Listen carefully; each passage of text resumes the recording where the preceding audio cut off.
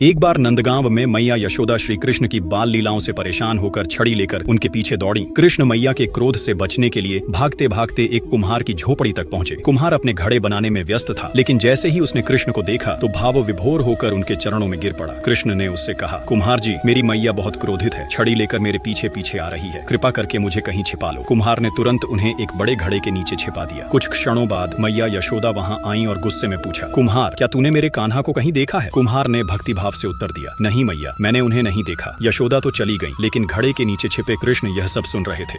अब उन्होंने कुम्हार से कहा, कुम्हार जी, मैया चली गई, अब मुझे बाहर निकालो। कुम्हार मुस्कुराया और बोला, प्रभु, मैं आपको ऐसे ही बाहर नहीं निकालूंगा, पहले आप मुझे 84 लाख योनियों के बंधन से मुक्ति का वचन दीजिए। कृष्ण ने आनंदित होकर कहा, ठीक है, मैं तुम्हें मुक्ति दूंगा, अब तो बाहर निकालो। कुम्हार बोला, नहीं प्रभु, अकेले मुझे नहीं, मेरे पूरे परिवार को भी मुक्ति का वचन दीजिए। कृष्ण ने सहर्ष मान लिया। फिर कुम्हार ने कहा, प्रभु, मेरी बैलगाड़ी के बैल भी इस मिट्टी को ढोकर लाए हैं जिससे यह घड़ा बना है, उन्हें भी मुक्ति का वचन दीजिए। भगवान मुस्कुराए और कहा, ठीक है, मैं उन्हें भी मुक्ति दूंगा।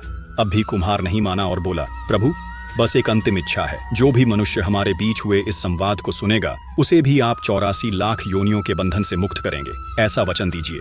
भगवान श्री कृष्ण कुम्हार की निश्चल भक्ति और प्रेम से इतने प्रसन्न हुए कि उन्होंने यह वचन भी दे दिया। तब कुम्हार ने भावुक होकर बाल कृष्ण को घड़े से बाहर निकाला, उनके चरणों में दंडवत प्रणाम किया, चरण धोकर चरणामृत पिया और कृष्ण को गले लगाकर इतना रोया कि अंततः प्रभु में ही लीन हो गया।